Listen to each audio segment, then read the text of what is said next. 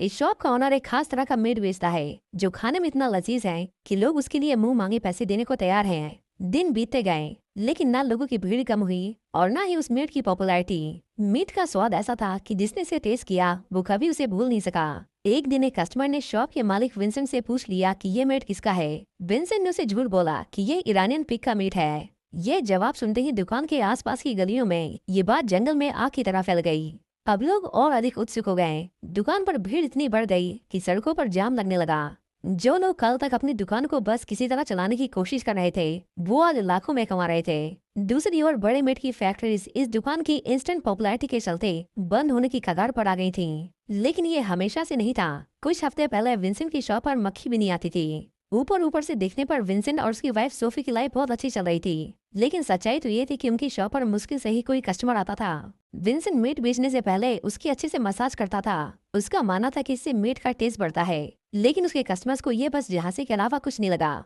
एक दिन कुछ एक्टिविस्ट उसकी शॉप पर अटैक कर देते हैं और सोफे के ऊपर जानवर का खून फेंक कर विंसेंट को बहुत पीटते हैं। कुछ लोग होते हैं जिन्हें मीट खाने वाले और मीट बेचने वालों से बहुत नफरत होती है। ऐसे लोगों को वीगन कहा जाता है। ये वीगन एक्टिविस्ट अक्सर विंसेंट की शॉप पर हमला करके तोड़फोड़ करते थे, जिससे विंसेंट की ठप पड़ी दुकान कर्जे में डूबती जा रही थी। एक दिन ये कपल अपने दोस्त मार्क और स्टेफनी के घर जाते हैं। विंसेंट की तरह मार्क भी मीट के बिजनेस में था, लेकिन उसकी हालत विंसेंट जैसी नहीं थी। उसकी एक शॉप थी जो बहुत अच्छे से चल रही थी। मार्क को जब पता चलता है कि विंसेंट की शॉप पर वीगन एक्टिविस्ट ने अटैक किया है तो वो उसे एक राइफल गिफ्ट करता है और कहता है कि जब तक तुम अपनी शॉप की सिक्योरिटी नहीं बढ़ा लेते तब तक इसे अपने पास रखो। वो एक्टिविस्ट अगली बार हमला करने से पहले 10 बार सोचेंगे। पैसों की कमी के चलते सोफी और विंसेंट के बीच में दूरियां बढ़ती जा रही थीं। यहाँ तक कि सोफी उसे डिवोर्स तक लेने के लिए कहती है, लेकिन विंसेंट उसे ठंडे दिमाग से काम लेने के लिए कहता है। इसी बीच उसकी नजर एक वीगन एक्टिविस्ट पर पड़ती है जिसने उसकी शॉप पर अटैक किया था। उसे सबक सिखाने के लिए विंसेंट उसे टक्कर मारकर गिराना चाहता था, लेकिन जैसे ही वो अपनी कार रिवर्स में लेता है वो एक्टिविस्ट गलती से उसकी कार के नीचे दबकर मारा जाता है। विंसेंट मदद के लिए पुलिस को फोन करने वाला था, पर सोफी उसे ऐसा करने से रोक लेती है क्योंकि उन्होंने मर्डर किया था और कोई उनकी बात पर भरोसा नहीं करता। सोफी को आइडिया आया कि क्यों ना वो उसे काट कर उसके टुकड़ों को अलग अलग जगह फेंक दें। उसने ये एक सीरियल किलर को देखकर सीखा था। यहाँ तक कि वो उसे पिग के मीट के साथ मिक्स करके बेचने का भी सोचती है, लेकिन विंसेंट उसे ऐसा करने से मना कर देता है। वो उसकी लाश को अपनी शॉप में लाते हैं और उसे ठिकाने लगाने के लिए विंसेंट उसकी बॉडी को छोटे छोटे पीसेस में काटने लगता है। इसी बीच एक कान कटकर नीचे गिर जाता है जिसे उसका डॉग तुरंत खा लेता है। घंटों तक उसे पीसने और काटने के बाद विंसेंट की आंख लग जाती है और वो सो जाता है। अगली सुबह वो लेट उठता है, पर जब उसकी नजर टेबल पर पड़ती है तो वहाँ उसका ग्रैंड किया हुआ मीट नहीं था। वो बहुत घबरा जाता है। इससे पहले वो कुछ और सोच पाता एक कस्टमर उसकी शॉप पर आती है और उसे वही मीट मांगती है जो वो कुछ देर पहले खरीद कर ले गई थी। पता चलता है कि सोफी ने गलती से उसे पिग के मीट की जगह उसे इंसान का मीट बेच दिया था, जो उस औरत को बहुत पसंद आया। विंसेंट उसे उस मीट को खरीदने से मना करता है, पर वो औरत उसका स्वाद भूल ही नहीं पा रही थी। इस बात से अनजान कि वो इंसान का मीट है, सोफी भी विंसेंट से उसे बेचने के लिए जिद बहस करने लगती है, जिसके बाद विंसेंट को वो बेचना पड़ता है। उसके यूनिक टेस्ट के पीछे की सच्चाई छुपाने के लिए विंसेंट को झूठ बोलना पड़ता है कि ये ईरानियन पिग का मीट है, जिसे दुनिया में बहुत कम लोग ही तैयार कर पाते हैं। कस्टमर के जाने के बाद विंसेंट सोफी को बताता है कि उन्होंने अभी भी इंसान के मीट को बेचा है। ये सुनकर सोफी को बिल्कुल भी अजीब नहीं लगता। इनफैक्ट उसे तो लगा कि ये उस डेड बॉडी को ठिकाने लगाने का सबसे बेस्ट तरीका है। विंसेंट को लगा कि उसका दिमाग खराब हो गया है। वो उस मीट को फेंकने जाता है, पर तभी वहाँ एक और आदमी आता है और उसे भी वही ईरानियन पोर्क चाहिए था जो कुछ देर पहले वो औरत लेकर गई थी। धीरे धीरे वो डेड बॉडी ईरानियन मीट के नाम से फेमस हो गई और उन दोनों ने उसे बेचकर ढेर सारा पैसा कमाया।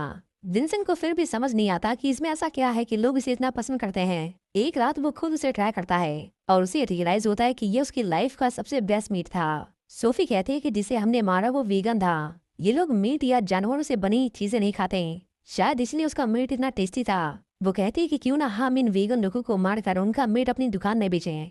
लोगों को ये पसंद आ रहा है और हम बहुत सारे पैसे कमा सकते हैं। लेकिन ये सुनते ही विंसेंट उसे आगे कुछ भी बोलने से मना करता है क्योंकि वो पैसों के लिए अपनी इंसानियत बेचने की बात कर रही थी। अगले दिन उसकी बेटी क्लोए अपने बॉयफ्रेंड लूकस को उनसे मिलाने लाती है। विंसेंट को उस दिन का बड़ी बेसब्री से इंतजार था। उसने उस दिन अपने हाथों से बहुत अच्छा खाना बनाया था, लेकिन वो जैसे ही लूकस को सर्व करता है लूकस उसके बनाए डिनर को खाने से मना कर देता है। विंसेंट को पता चलता है कि लूकस भी वीगन है। उसकी देखा देखी क्लोए भी खाना खाने से मना कर देती है और वो दोनों वहाँ से चले जाते हैं। ये देखकर विंसेंट का खून खौल उठता है क्योंकि उसकी पूरे दिन की मेहनत पर उस लड़की ने 1 मिनट में पानी फेर दिया। उसे रियलाइज होता है कि सोफी सही कह रही थी, इन वीगन्स को दुनिया से खत्म कर देना चाहिए। उस रात वो दोनों एक वीगन रेस्टोरेंट में जाते हैं और वहाँ बैठे ढेर सारे वीगन लोगों में से उस रेस्टोरेंट के मालिक को चुनते हैं। प्लान सिंपल था, उसे मारना है, फिर उसे काट कर ग्राइंड करके बेचना है। विंसेंट मीट काटने वाला चाकू लिए उसका पीछा करता है, लेकिन वो जैसे ही उस पर हमला करने वाला था, उसकी बॉडी डर के मारे थरथराने लगती है और वो उसे बिना मारे ही वहाँ से भाग खड़ा होता है। सोफी कहती है कि उन्हें और प्रैक्टिस की जरूरत है, जिसके बाद वो अगले दिन वीगन एक्टिविस्ट के बीच वीगन बनने का नाटक करते हैं। इतने सारे लोगों में उन्हें सबसे कमजोर शिकार की तलाश थी। दिन भर में उन्हें कई लोग मिलते हैं, लेकिन फिर उनकी मुलाकात एक दुबले पतले आदमी से होती है जो उनके एफर्ट्स और जानवरों की प्रति उनके प्यार की सराहना करता है। सोफी को उसका टारगेट मिल गया था। वो उस आदमी को कुछ बात करने के बहाने पार्किंग एरिया में बुलाते हैं, जैसा कि उन्होंने प्लान किया था। वो उसे मारने के लिए अलग अलग तरीकों के बारे में सोचने लगते हैं, लेकिन उनके प्लान पर एक बार फिर से पानी फिर जाता है जब वो देखते हैं कि वो पतला आदमी अपने दोस्तों के साथ आया था। विंसेंट फटाफट अपना चाकू छिपा लेता है और वहाँ से जाने लगता है, लेकिन वो लोग उन्हें रोकते हैं और कहते हैं कि आज हम एक मीट शॉप पर अटैक करने वाले हैं, तुम भी हमारे साथ चलो। पकड़े जाने के डर से उन दोनों को उनके साथ जाना पड़ता है और जल्द ही उन्हें पता चलता है कि जिस दुकान में ये लोग तोड़फोड़ करने आए थे वो उसके दोस्त मार्क की शॉप थी। विंसेंट उसके फलते फूलते बिजनेस से वैसे भी अंदर ही अंदर चलता था। उसके बिजनेस को नुकसान पहुंचाने के लिए उसकी दुकान में तोड़फोड़ करते हैं और सब कुछ डिस्ट्रॉय कर देते हैं।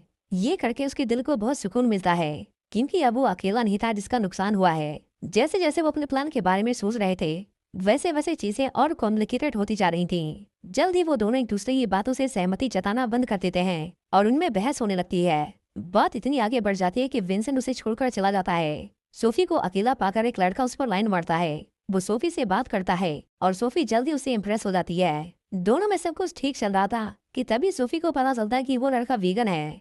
वो उसे उसके घर पर ड्रॉप करता है और उसे किस करने के बहाने सोफी उसके होल्डू पर बाइट कर लेती है, जिससे उनमें ब्लीडिंग होने लगती है। सोफी उसे फर्स्ट एड के लिए घर के अंदर चलने के लिए कहती है और विंसेंट को बताते हैं कि उन्हें उनका शिकार मिल गया है। विंसेंट को अब बस उसे मारना था, लेकिन एक बार फिर उसके हाथ कांपने लगते हैं और वो ऐसा करने से मना कर देता है। सोफी कहती है कि अगर तुमने उसे नहीं मारा तो आज रात में उसके साथ सो जाऊंगी, लेकिन ये सुनने के बाद भी विंसेंट के अंदर हिम्मत नहीं आती। उसे लगा ये सब बस उसे उकसाने के लिए है, लेकिन सोफी सच में उस लड़की के साथ इंटीमेट होने चली जाती है। उसे ये करता देख विंसेंट का खून जल्दी उबाल मारने लगता है और अब तो हिम्मत की बात ही नहीं थी। वो उस लड़के पर कूद पड़ता है और उस बेचारे को बड़ी बेरहमी से मार डालता है। अगले दिन सोफी को स्टेफनी का फोन आता है, जो उसे रो रो कर अपनी शॉप की दुर्दशा के बारे में बता रही थी। वो दोनों तुरंत माँ की शॉप पर जाते हैं। विंसेंट ने अकेले उसकी दुकान में इतना नुकसान किया था जितना कि वो सारे वीगन एक्टिविस्ट मिलकर नहीं कर पाते, पर वो ऐसे दिखावा करते हैं मानो जैसे कि उन्हें कुछ पता ही नहीं था। वहाँ पर एक पुलिस वाला विंसेंट से अकेले में कुछ बात करना चाहता था।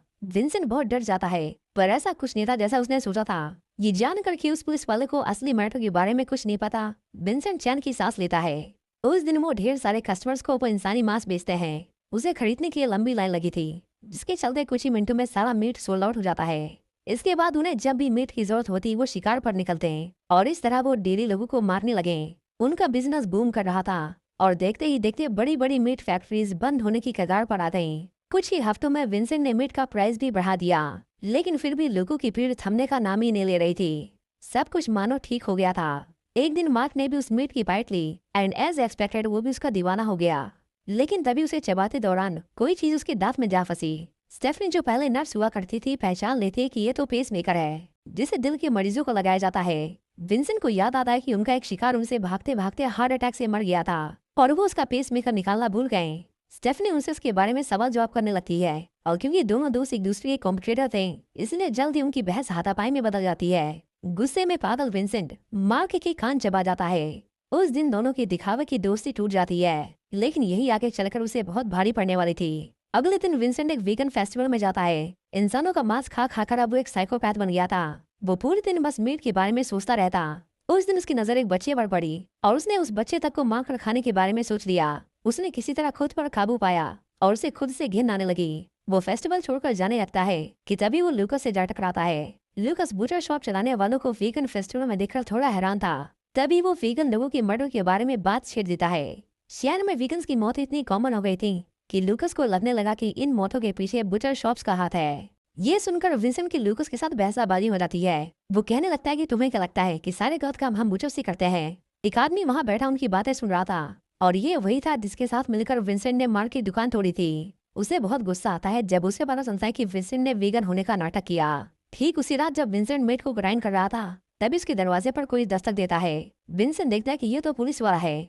वो डर के मारे उसे अंदर नहीं आने देता और उसका ध्यान भटकाने की कोशिश करता है। तभी उसकी नजर अपने डॉग पर पड़ती है जो अपने मुंह में ह्यूमन हैंड लिए दरवाजे की ओर आ रहा था। विंसेंट उसे दूर भगा देता है और उस रात वो पकड़े जाने से बाल बाल बचता है। विंसेंट सोफी को बताता है कि शिया के सारे बुचर्स पुलिस की सस्पेक्ट लिस्ट में हैं, पर सोफी को पकड़े जाने का कोई डर नहीं था क्योंकि उन्होंने सब कुछ तो काट कर बेच दिया था। जब कोई एविडेंस ही नहीं था तो पुलिस इन्वेस्टिगेट क्या करती। वो दोनों बात कर ही रहे थे कि तभी वहाँ लूकास आ जाता है जो फेस्टिवल में अपने बुरे बिहेवियर के लिए बहुत शर्मिंदा था।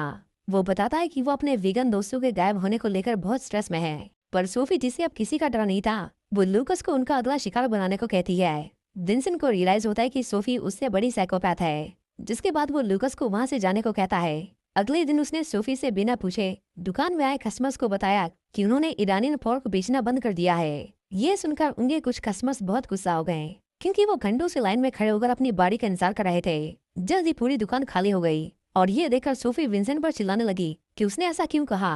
विंसेंट ने उसे बात करना सही नहीं समझा और उसे बिना कुछ बताए शॉप छोड़कर चला गया। उसके जाने के बाद वो वीगन एक्टिविस्ट उसकी शॉप पर आते हैं। उन्हें विंसेंट से धोखे का बदला लेना था, इसलिए वो सोफी को पकड़ लेते हैं और उसे बहुत मारते हैं। ये एक्टिविस्ट के भेष में लिटरली गुंडे थे। विंसेंट जब वापस लौटता है तो उसे वहाँ उन लोगों की वैन दिखाई देती है। वो तुरंत शॉप के अंदर जाता है और पाता है कि वो गुंडे उसकी वाइफ को मारने वाले हैं। वो अटैक करने में बिल्कुल भी टाइम वेस्ट नहीं करता और उनमें से 2 को तुरंत ही मार डालता है, पर एक विंसेंट को मेड के हुक में लटका देता है। वो उसे मारने ही वाला था कि तभी ऐन मौके पर सोफी एक दूसरा नुकीला हुक उसकी आंख में फंसाकर उसे मार डालती है। मूवी के लास्ट में हमें दिखाया जाता है कि मार्क और स्टेफनी के चलते सोफी और विंसेंट जल्दी पकड़े गए। उन दोनों ने ही सबसे पहले उनके अजीब बिहेवियर के लिए पुलिस को रिपोर्ट किया था, जो आगे चलकर उनके खिलाफ एक बहुत बड़ा एविडेंस साबित हुआ। विंसेंट और सोफी ने पूरे 30 मर्डर्स किए थे, जिसके चलते उन्हें फांसी की सजा मिली। और इसी के साथ ही मूवी यहीं पर खत्म हो जाती है।